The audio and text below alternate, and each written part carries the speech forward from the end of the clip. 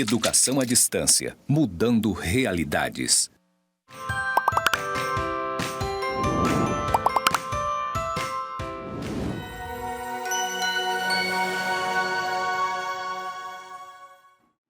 Saudações, pessoas! Sejam bem-vindos aos cursos do Instituto Federal de Educação, Ciência e Tecnologia de Rondônia, o IFRO, Campus Porto Velho, Zona Norte. Você está na Educação à Distância e eu, linda como sempre, sou a professora Anabela Barbosa.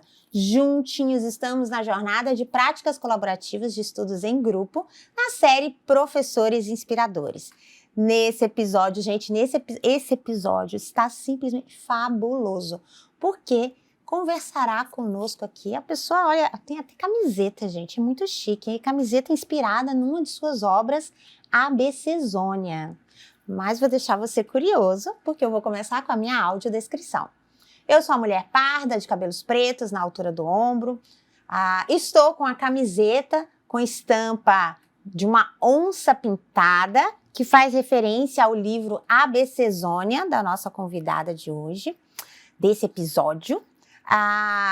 Estou sentada nos estúdios aqui do Campus Porto Velho, Zona Norte. Ao fundo está a plotagem em tons verdes, branco e conectores cinza. Tem também, ilustrando o nosso cenário, uma estante com livros, e alguns desses livros são obras da nossa convidada. E ela é a professora Nair Ferreira Gurgel do Amaral.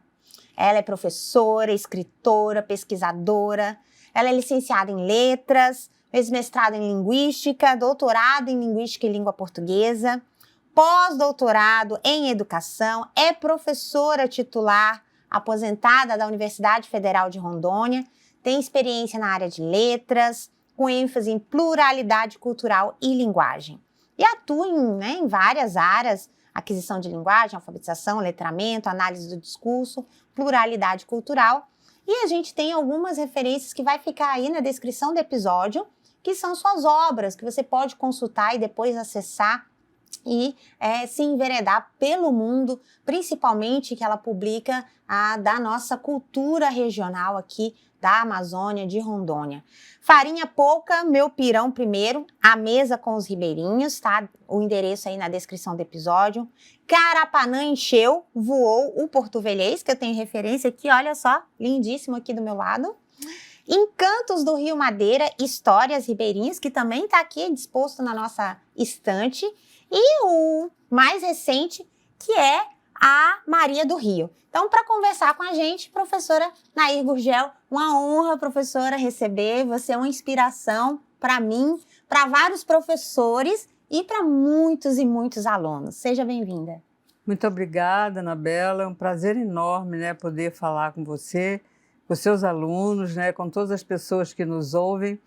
E eu me sinto muito feliz, por poder falar um pouco sobre o meu itinerário.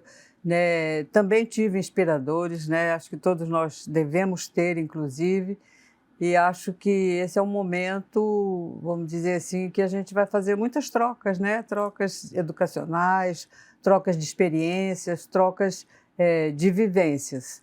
Então, eu me considero e sempre me declaro uma pessoa branca, de cabelos curtos, de pessoa de idade já um pouco avançada, digamos assim, na melhor idade. Vou fazer 74 anos esse ano. Aposentei em 2019, trabalhei durante 30 anos na universidade, e hoje eu estou aqui para conversar com vocês. Então, ainda falando da minha autodescrição, eu trajo uma blusa branca, uma calça preta, e tenho cabelos castanhos curtos.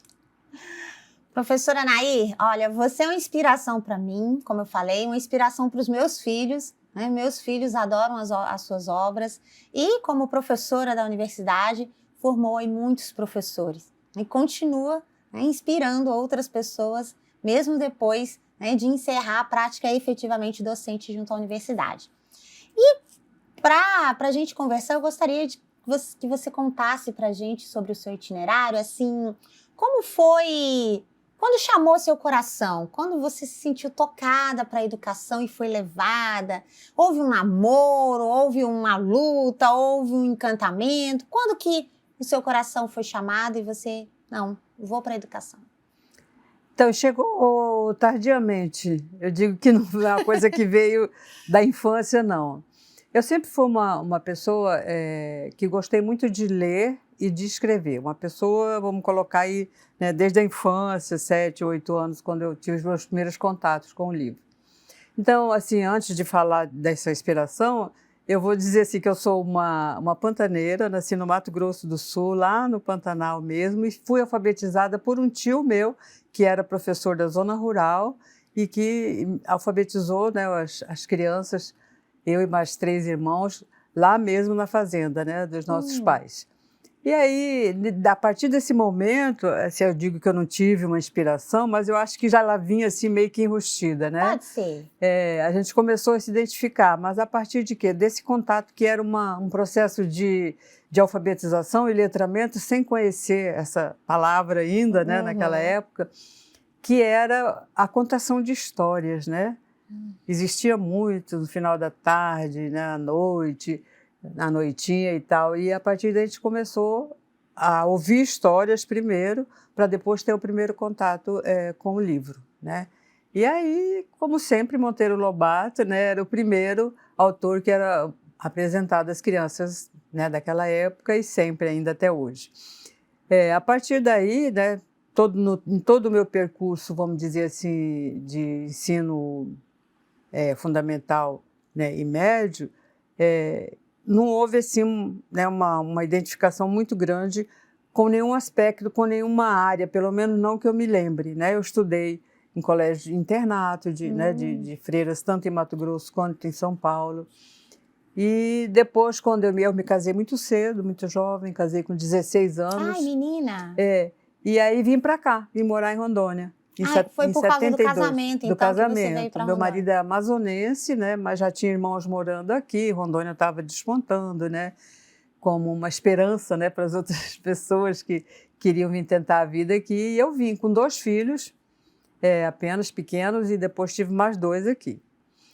Então, e tudo isso para contar para você que a minha inspiração assim, perceptível, que ficou mesmo gravada, foi no curso de letras, fazendo a graduação em letras. E como que você optou por letras? Você chegou em Rondônia, você cursou aqui, e aí, quando que chegou esse momento? Vou fazer letras.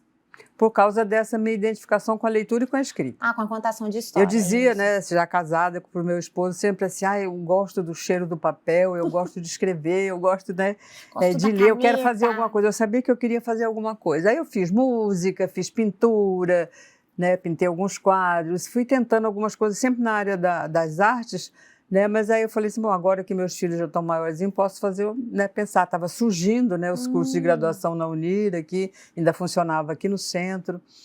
Aí eu fiz, né, tentei investir, aí falei assim, bom, o curso que mais se aproxima e que tinha também na época, né, eu acho que veio bem a calhar mesmo, né.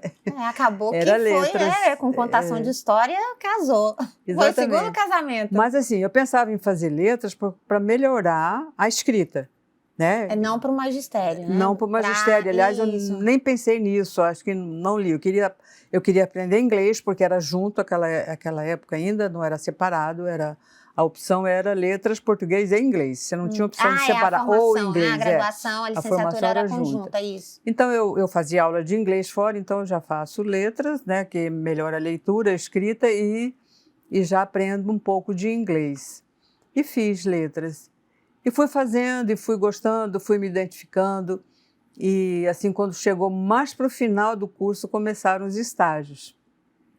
Mas antes do estágio, eu tive o meu primeiro contato com uma disciplina que se chama literatura infantil, no curso de letras. Encantadora, né?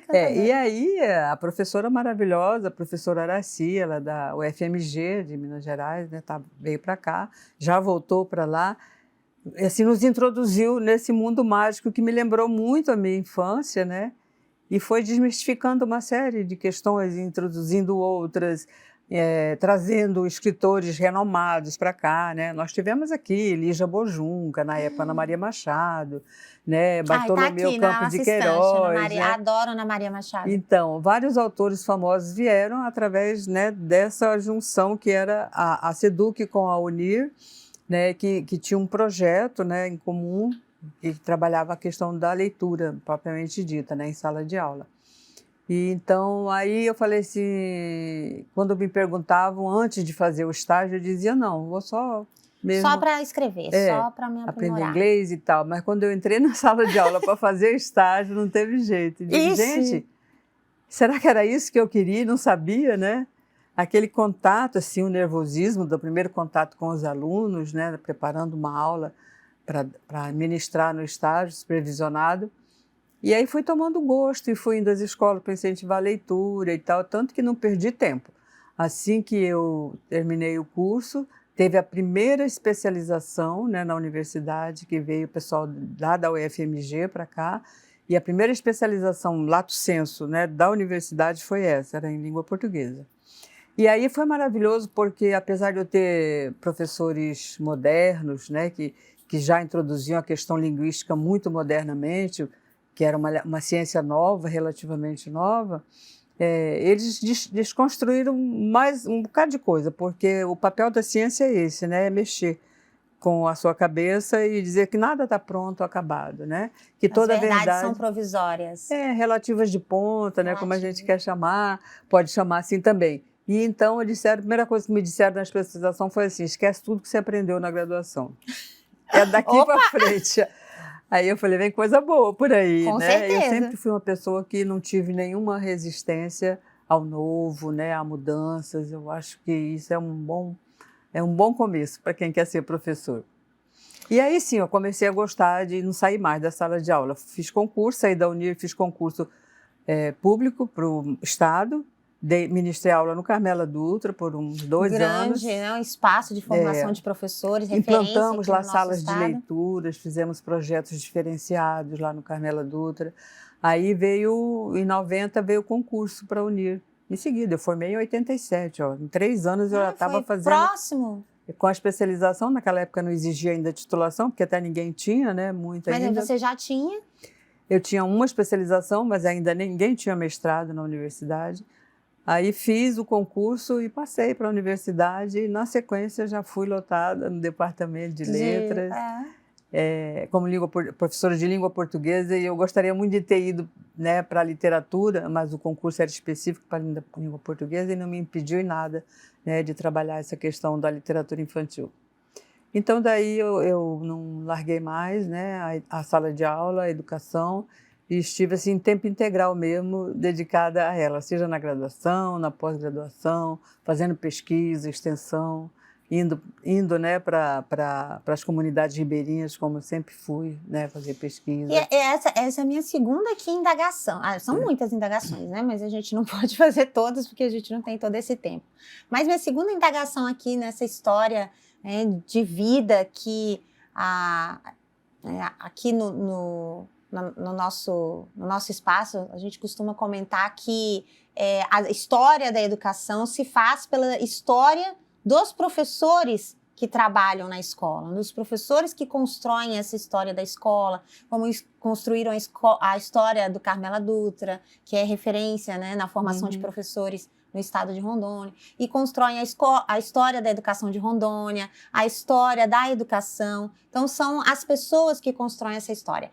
E a minha segunda indagação aqui para você, professora, então você se formou em letras aí tardiamente, como você comentou, mas foi apaixonada, né? Se encantou, um caminho aí de grandes aprendizagens e muitas vivências. E como foram essas vivências? Como que você, nesse percurso, nessa trajetória, você começou a produzir, escrever? Foi aí que você começou a escrever ou você já tinha escrito alguma coisa antes?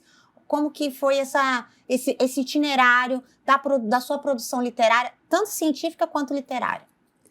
Eu comecei a escrever, assim, e guardar algumas coisas que eu escrevi, exercitar mesmo a escrita na graduação, né? Então, eu tive excelentes professores que pediu, né, textos para a gente escrever, e eu sempre gostava de produzir. Mas eu só fui, de fato, entender que eu podia escrever alguma coisa mais concreta, digamos assim, concreta no sentido de publicar, né? Que até então não tinha publicado nada. Foi a partir do momento que eu comecei a fazer pesquisa. Então, estando na universidade, né, lá tem o tripé, toda universidade tem, né, que é ensino, pesquisa e extensão. Eu nunca deixei de atuar nesses três ramos, né? Então fazia pesquisa, extensão e escolhi as comunidades ribeirinhas por entender que elas são os locais que preservam, vamos dizer assim, entre aspas, melhor a questão identitária da nossa cultura, né? Da nossa cultura, porque aí precisa entender um pouco da história de Rondônia, né? Por que eu estou falando isso, né? Porque dentro dos ciclos migratórios nós tivemos a vinda de muitos nordestinos para cá, né? Nos 2 ciclos da borracha. Forte migração. Né? Tanto no primeiro ciclo, com a construção da estrada, quanto no segundo, que foi na Segunda Guerra Mundial, que foi com a extração da borracha, né? Na época do soldado da borracha e tal. Então vieram nordestinos e eles iam para os seringais, nesse segundo ciclo. E lá dos seringais, quando, né, a borracha não deu certo, né, mas eles começaram a morar nessas áreas mais ribeirinhas. Então eu falei, lá deve estar, né, conhecendo um pouco da história, deve estar o início dessa influência que a gente nota hoje na cidade de Porto Velho, né? E eu gosto sempre de deixar muito claro que o meu trabalho de pesquisa é relativo só a Porto Velho, não é a Rondônia, ao estado de Rondônia como um todo. Por quê? Porque exatamente pelo processo histórico de colonização, o nosso processo de colonização, formação do estado de Rondônia se deu em momentos diferentes e é por isso que a nossa cultura é diferenciada. Então nós temos Porto Velho e Guajará-Mirim como as 2 primeiras cidades do estado, né? Era só Porto Velho e Guajará-Mirim, inclusive quando eu cheguei aqui era território ainda, não tinha história. Território federal. E eram só essas 2 cidades e só foram aparecer as outras cidades de Ariquemes até Vilhena a partir da década de 70, com o ciclo agrícola e a abertura da BR-364. Aí foram surgindo nessas outras cidades. Aí a influência não era mais somente de nordestino, embora eles continuassem vindo, né, para cá. Aí vieram mais pessoas do sul, do sudeste, né, de outras partes para esse processo de ciclo agrícola que aconteceu aqui no estado. Então é por isso que em Ariquemes, estou falando de Ariquemes porque é a cidade mais próxima, né? E Vilhena está mais longe, por exemplo, eles não conhecem ou não utilizam palavras que nós utilizamos aqui. A culinária é diferente, a cultura é outra, né? Tem outros aspectos. Sofreram outras influências, evidentemente. Por conta dessas influências. Então é por isso que o vocabulário que eu cataloguei, o dicionário, né, que a gente chama de portuvelês, Carapanã Enxervoou. Eu vou até pegar aqui, olha, fazer referência esse aqui foi o primeiro, né, foi o primeiro livro, resultado dessas pesquisas, né, e aí eu estava falando na hora que eu cheguei que uma das primeiras pesquisadoras que eu tive foi a Ana Cláudia, a professora Ana Cláudia Ribeiro, né, ela e outros alunos de iniciação científica, alunos de graduação, iam para a rua, né, para as comunidades, coletar palavras e identificar, né, de onde elas viriam. Então, eu queria saber, você nasceu aqui ou você é filho de quem, veio de onde? A gente já sabia logo, né? Ou a pessoa já era do Nordeste, principalmente do Ceará, ou era filho de nordestinos. Né? Então, por isso ela falava maceta, brocado, né? Palavras que são de origem nordestina. É o que eu ia perguntar, quais as que assim, ficou mais evidentes, né? Ou mais diferentes na catalogação? O brocado... É a palavra maceta. O próprio Telese, né, vem de alesado, de leso, de abestado, né? Palavras desse jeito, que é usada dessa forma. Tem o costume, né? Telezé, que é até uma junção, tudo emendado, né? Tudo emendado. Eu represento isso, né, nas minhas camisetas, é como se fosse a forma oral. Então, você não diz, tu és leso, Não, ninguém diz assim, né? Nós dizemos telezé. Sai tudo emendado. Tudo né? emendado, tudo junto e misturado. Então, essas expressões que nós usamos muito, estou só o pó da rabiola, hoje eu estou só de bubuia, né? São algumas expressões que nós usamos aqui que vieram, né, com os povos que vieram do Nordeste e aqui ficaram. E que se você não conhece, é claro, olha, a gente recomenda aí a leitura, né, do livro. Está aí na descrição do nosso episódio, onde você pode encontrar. E se você reside em Porto Velho, depois a professora vai dar a dica aqui, né, da Baladeira, que é onde você pode comprar diretamente com a professora, né, e ainda ganhar um autógrafo, né, muito chique, porque, né, a gente é chique, né. Então, olha esse daqui, Carapanã encheu, voou, o porto-velhês. É um vocabulário de Porto Velho, Rondônia, que foi uma das primeiras obras, né, professora? Foi a primeira, né? Ela saiu primeiro, eu organizei, juntei, vieram outros pesquisadores e tal. Aí esse livro não estava publicado ainda, essa é a segunda edição dele, né? A primeira esgotou e eu mandei fazer a segunda. E aí o gerente do shopping pediu autorização para usar, mesmo sem estar publicado o livro, algumas expressões num painel que ficou durante muito tempo lá no shopping também. Então, isso já foi chamando a atenção para a importância da valorização da nossa cultura, né? Aí, depois desse livro, como tinha muito material catalogado, quando a gente vai pesquisar cultura numa comunidade ribeirinha, nós fomos em várias, não foi só em uma, né? A gente cataloga muitas coisas. Aí, só para a gente se situar, as comunidades ribeirinhas, né, que foi onde o locus da pesquisa foi aqui às margens do Rio Madeira. Do Rio Madeira. Posso dizer para vocês as três principais. Chamava Comunidade São Sebastião, que é logo ali em frente ao Cainágua, né, o porto do Cainágua, atravessando. Agora ela tem um outro nome, depois da construção das hidrelétricas. Acho que eu não me lembro agora, mas ela mudou. Era a Comunidade São Sebastião ali, bem na frente. Ela ainda existe, mas com outro nome. A segunda era uma ali no bairro Triângulo, né, que a gente, naquela região onde fica o cemitério da Candelária. Isso, ali. E a gente estava sempre agregada a uma escola. A comunidade tinha que ter uma escola para a gente chegar com o professor, com as crianças, né, com as famílias. Então, essas comunidades tinham escola. E a outra era uma escola que tinha lá na antiga Vila do Teotônio, hoje totalmente inundada, né, pela usina.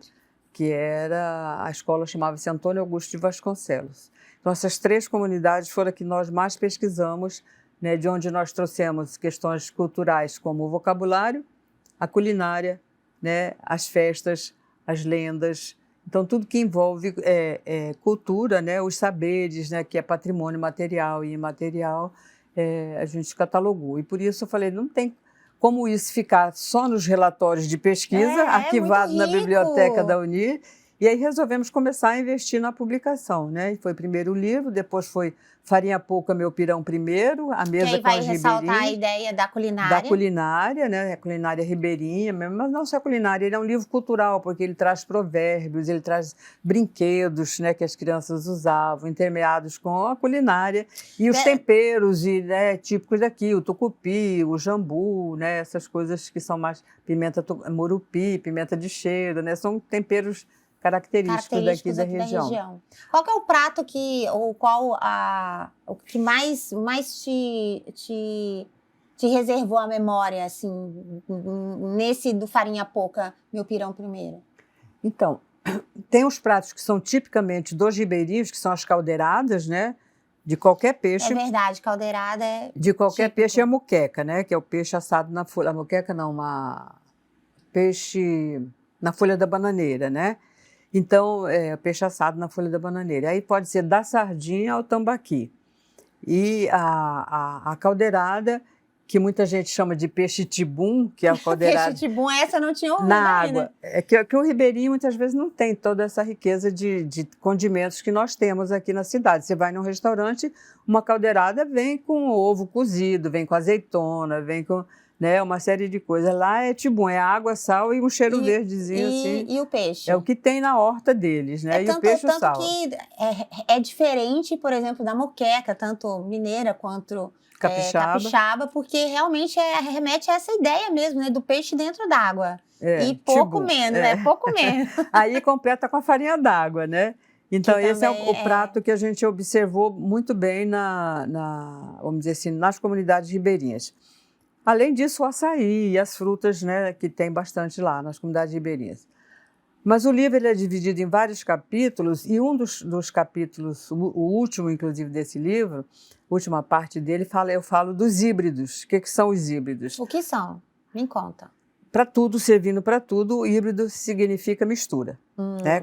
Então, na culinária, tem hibridismo na religião, tem hibridismo na música, no sentido tem lato, hibridismo nas etnias, mas eu estou falando de gastronomia agora. De gastronomia. Então, na gastronomia, quando você mistura, né, um alimento, uma cultura com a outra.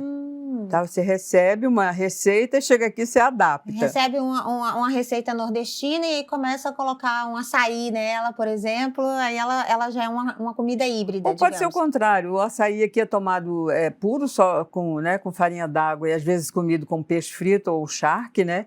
E o pessoal por aí põe granola e frutas e tal. Frutas, então, cada um come do jeito que quiser, mas a gente chama isso de hibridismo, mistura de culturas, né? Então, eu ressalto lá algumas coisas. O baião de dois é influência nordestina que veio para cá e sofreu a influência. O baião de dois é de dois, arroz e feijão, né? A gente põe charque e, não satisfeito, coloca uns pedaços de queijo por cima. Por cima. Aí eu cito a saltenha, que não veio da Bolívia. Todo mundo pensa que a saltenha é boliviana, mas ela não é, ela é argentina. Lá na Argentina ela tinha o nome de empanada, veio para a Bolívia. Da Bolívia veio para o Brasil e hoje você encontra a saltenha aqui de carne moída, não só de frango. Dentro tem ovo de codorna, tem uva passa, tem o que você quiser. Hoje lá dentro, né? Então, verdade, essa mistura. Variedade. Agora, uma coisa que só tem aqui, e não é em Rondônia, é em Porto Velho, é o bolo moca. Você pode perguntar em qualquer lugar do Brasil que você não vai achar. Porque aí eu conto, né, no livro. Então, por isso que ele não é um livro só de receita culinária. Ele é um livro de cultura que conta esse contexto, né? Então, o bolo moca era a marca de um café, né? É um tipo de café que existe.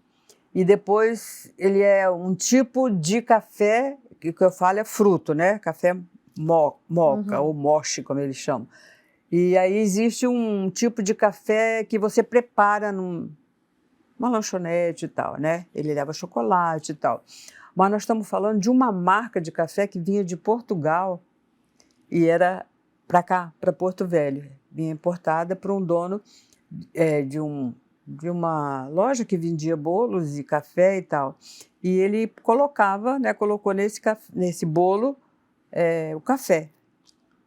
Só que hoje o bolo moca é feito com café solúvel, né? Mas na época ele era feito com café coado e ia no lugar do leite, né? Então um dos segredos é esse. Então por isso que ele chamou bolo moca. Então ele é de origem portuguesa com a inclusão da castanha do Brasil, né? Ou do Pará, como a gente quiser, agora, costumou chamar, né? Mas agora chama-se apenas de castanha do Brasil, né? Até ocorrendo essa mudança. E aí você foi construindo essa história a partir da pesquisa, vivendo a pesquisa nas comunidades ribeirinhas, trazendo essa cultura para a universidade e transfigurando, talvez, essa cultura em algo que outros pudessem conhecer para além do Rio, né? Para além da margem do Rio, que foram essas obras. Trouxemos aqui algumas, a gente tem aqui esse ABCzônia, que é, inclusive, né, referência, enquanto você conta, pode abrir aí na página da onça. Procurar a página da onça, que também é um dicionário, né? Também vai falar dicionário, mas também é um dicionário que vai falar de várias referências, e não, aí de modo bem na área que você pesquisa, que é a pluralidade cultural, porque trata de vários elementos, né? Desde comida ao carapanã, que é o mosquito, que né, a maioria das pessoas conhecem como mosquito, aqui a gente chama de carapanã. E qual que foi essa experiência do ABCzônia? Então, essa experiência já veio mais tarde, inclusive depois do Farinha Pouca, eu escrevi Encantos do Rio Madeira, histórias ribeirinhas que narra as lendas, né? São as lendas que existem nas comunidades ribeirinhas contadas pelas crianças. O que tem de diferente? A lenda do boto, a lenda do saci, a lenda da mula sem cabeça, a lenda do guaraná, várias lendas, só que elas foram recontadas pelas crianças da comunidade ribeirinha, porque elas não conheciam essa lenda. É incrível, foi assim, um dos maiores espantos que nós tivemos, porque a gente achava que ia chegar numa comunidade ribeirinha e encontrar essa riqueza pronta.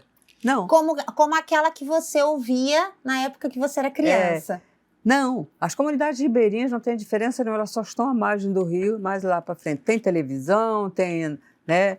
celular, foi um choque, tem né? tudo. Foi um choque. Então as crianças não estavam acostumadas mais ao contato com os mais antigos, né? Então elas não conheciam. Qual lenda você conhece? Elas não sabiam. Então nós fizemos o retorno. Lemos algumas lendas para elas e pedimos que elas procurassem com seus pais, avós e tal, né, ouvir algumas. Aí elas trouxeram e recontaram para a gente, né, numa forma mais oralizada. Eram crianças que estavam no processo de alfabetização ainda. A gente gravou, transcreveu e eu fiz o que se chama estilização, né, em linguística. Você pega um texto e estiliza ele. Então, se era uma narrativa, você pode transformar numa poesia aquele mesmo conteúdo. Sem mudar o conteúdo, você muda o estilo, né? Então, foi mais ou menos isso que eu fiz com os textos das crianças. E aí estão as lendas das comunidades ribeirinhas. Algumas delas não são lendas, por isso que são histórias ribeirinhas, porque tem lendas daqui especificamente. Tem a lenda da Sapucaia Roca, que aconteceu no Baixo Madeira, né, lá numa comunidade chamada Terra Caída, onde moravam os indígenas Mura, né? E tem histórias que aconteceram lá na Cachoeira do Teotônio, e outras histórias que aconteceram aqui na Estrada de Ferro, em frente ao cemitério, que são as 3 comunidades. São mais ou menos as 3 comunidades. Regionalmente, né? Isso, então era assim, o pé de bode. O pé de bode era uma assombração que aparecia lá. Exatamente. A minha filha ficou encantada com essa história do pé de bode. Ela fica assim, mas pé do bode, não sei o quê. Que era uma forma de se referir, né, ao diabo, vamos dizer assim, Sim. né? Então, ele tinha um pé de bode, podia ser um pé de cabra, de qualquer outra coisa, mas eles botaram do bode. Então, aí eu já tinha esses livros, né, voltando para o ABCzone aqui. Sim, olha aqui, achei. Aí, ó, olha aí, a ilustração da onça que ela tem na camiseta, né? Que aqui A gente poderia dizer que é um poema, esse da onça? Como que a gente classificaria? Um texto literário, digamos assim, né? Sem compromisso. Eu fiquei reticente de falar, porque diante de um especialista, né? O interessante dessa obra é que, além da arte, que é fabulosa. Do Miqueliton, viu? Um grande exatamente. Artista A arte plástico. É maravilhosa, incrível. Nossa, assim. É fantástica, fabulosa. Eu falei no começo do episódio que era fabuloso, né? Então, a arte é fantástica. Aí vem a construção literária e abaixo tem a descrição mais científica. Basicamente científica, né? do que seria. Então, por exemplo, da onça, do carapanã, de cada um, do qual, né, é referenciado o alfabeto ABCzone. Então, posso interagir contigo? Claro, com certeza. Então, como vocês estão vendo aqui nós temos o neon cardinal. O neon cardinal é um peixinho de aquário, né, que existe no Rio Negro e que é muito exportado. Então, ele é pequeno e ele brilha, por isso neon, né, ele tem um brilho. Então, a ideia era assim, fixar a letra do alfabeto. Então, o livro é composto de 23 textos, 23 ilustrações, cada uma delas com o nome de um animal da Amazônia, não só de Porto Velho, não só de Rondônia, mas da Amazônia agora. Eu vou deixar na onça, tá? Só para ficar mais chique. Um bioma mais completo, e sempre assim, são 20 versos a cada linha dessa, né? Sem muito compromisso com rima, por isso que ele é literário, mas não posso chamar de um poema, né? Porque não tem nenhum compromisso com métrica, né? E tal. A minha preocupação era fixar aquela letra do alfabeto e inserir questões culturais. Então você pode ver que tem palavras da culinária, né? Palavras dos animais mesmo daqui da região. Então, a preocupação era essa. Por quê? Porque, à época, eu trabalhava como formadora dos professores que atuavam no Pacto, né? Que era o programa de alfabetização na idade certa. E eles se queixavam muito e me pediam, assim, que eles não tinham esse material para trabalhar, né, na alfabetização com os alunos. E aí eu pensei no livro que não servisse só para a alfabetização, mas também para o letramento.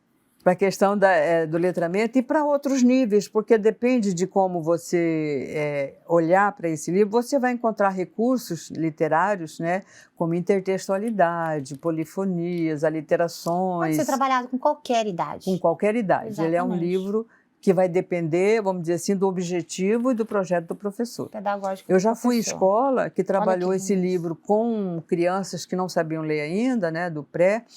E eles construíram, porque ele é inspiração, né, também, só. Eles construíram o Bicionário.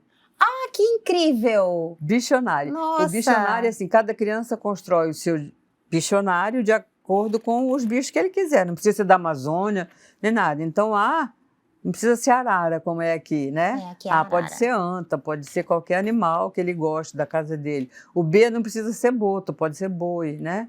O C pode ser cavalo, não precisa ser carapanã, como é aqui no livro. Então, a gente procurou colocar os animais da Amazônia, especificamente, né? Para a gente trabalhar, fortalecer, né, a questão da Amazônia como um todo agora, né, nesse bioma da Amazônia, até porque se ficar só em Rondônia ia ficar complicado, né, porque não tem como se separar, então como a Amazônia está misturado. Logo.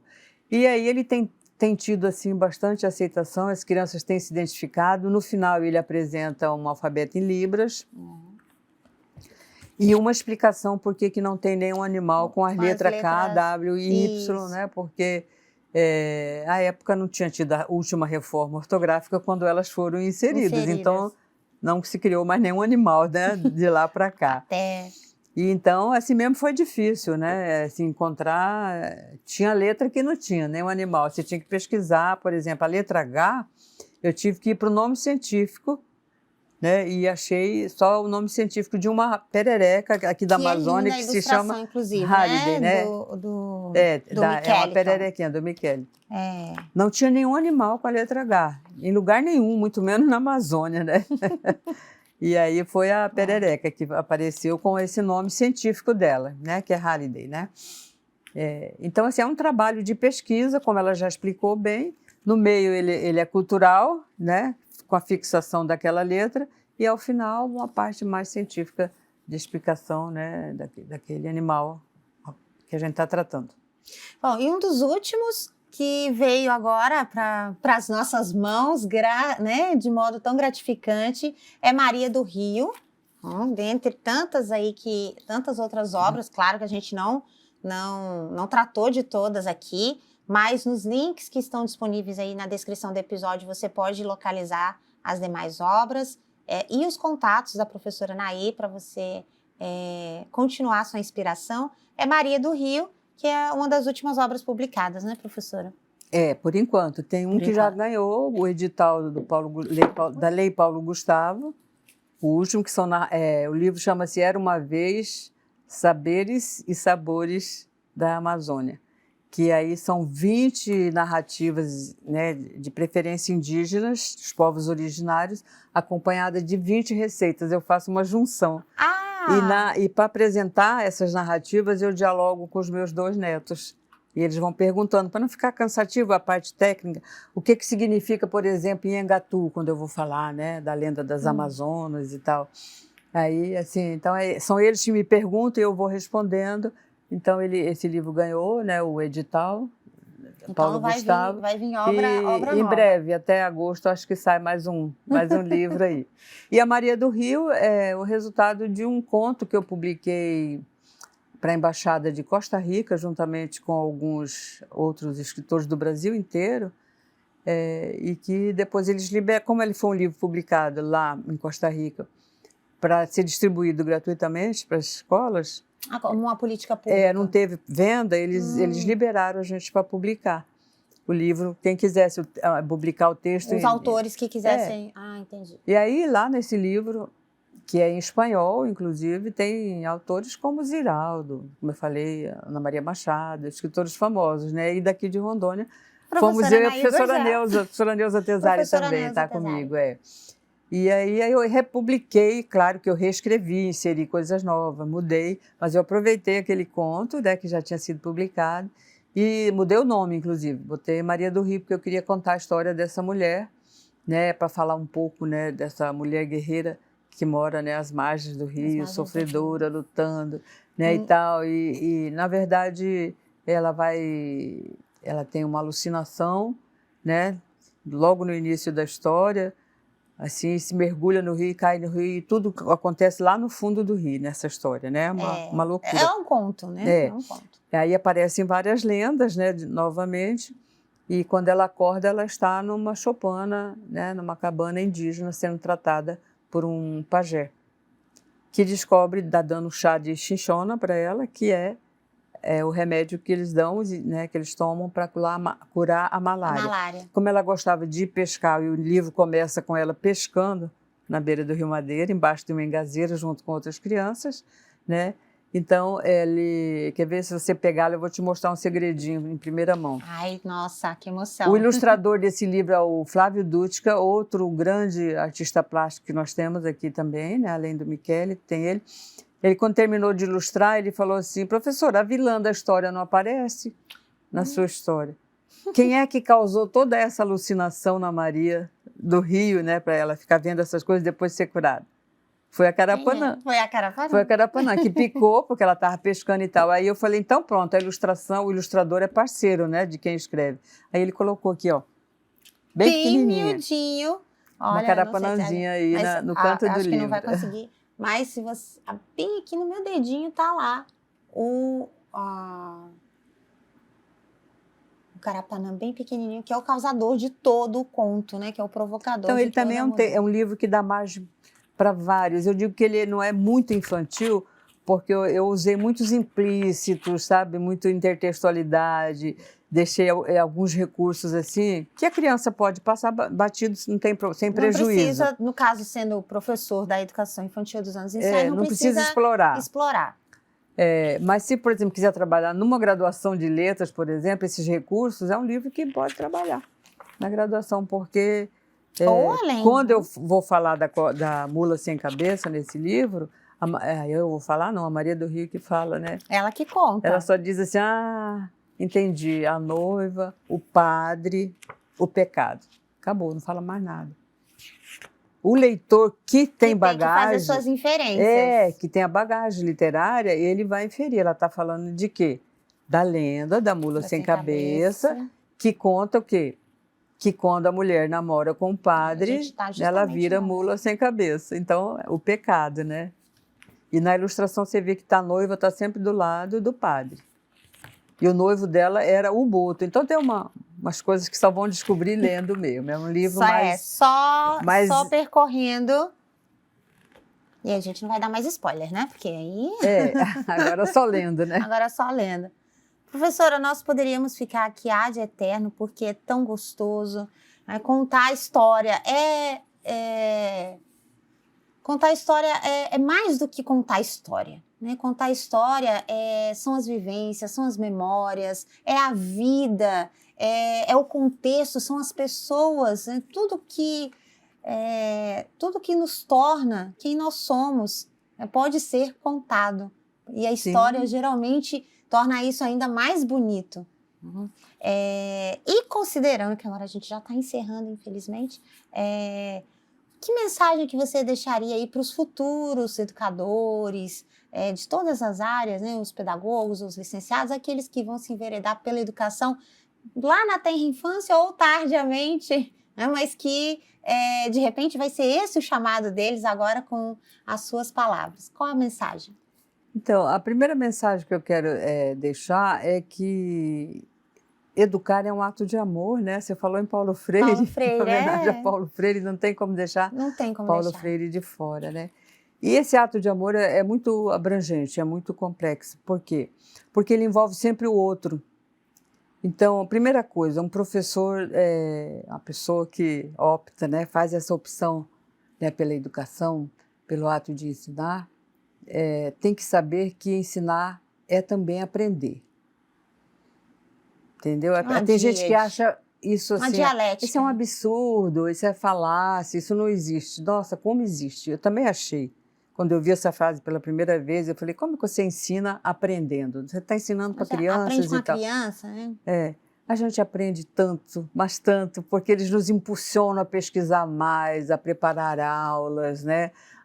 E nos trazem mesmo coisas da cultura deles que a gente não conhecia, então você aprende sempre. Então, respeitar, né, os saberes, né, dos seus alunos, porque ninguém, aí é um clichê da educação, né, nenhuma criança é uma tábua rasa, né, ela já vem com uma bagagem para a escola, não é aquela coisa vazia que o professor é que vai colocar, né, conhecimento.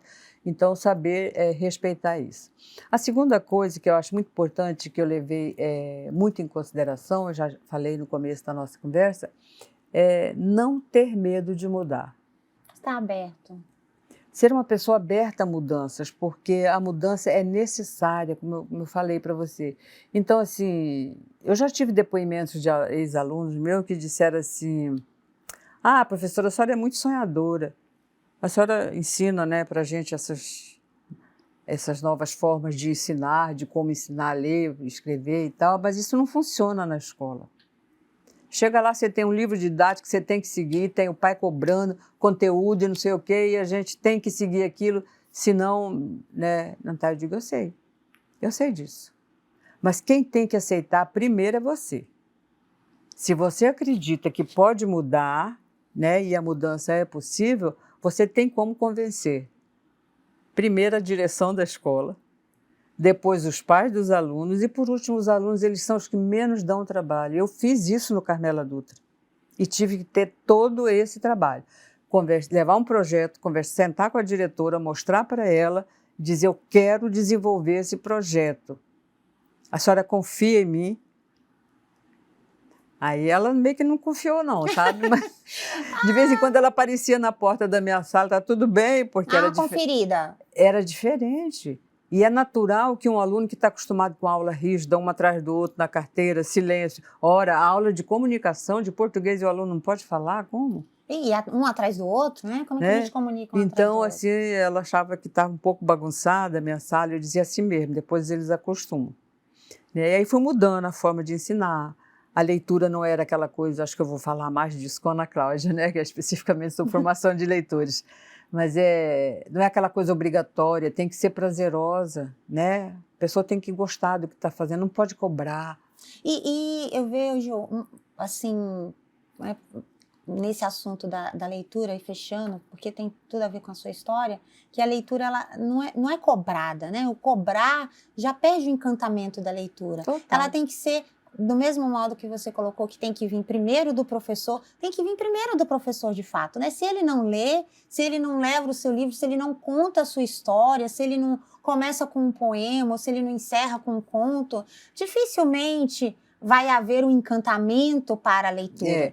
Eu digo sempre que a leitura não funciona como um discurso que você usa para a criança para tomar remédio ou tomar uma injeção.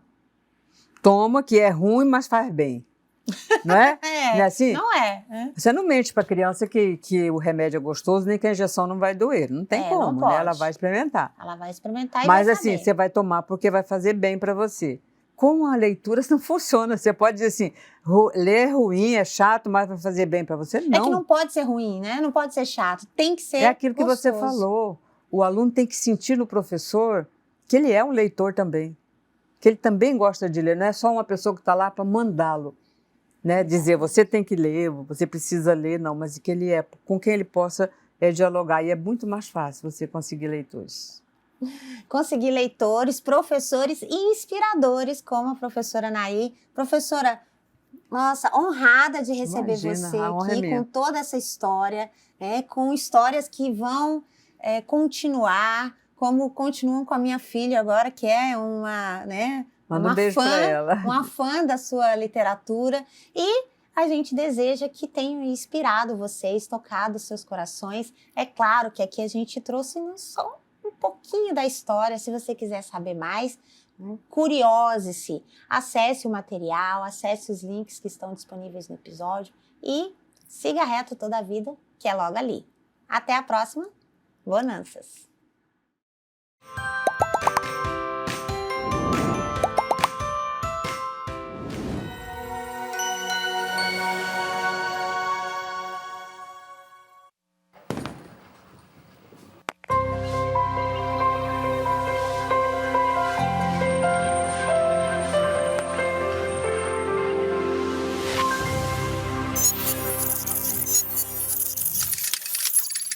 Educação à distância, mudando realidades.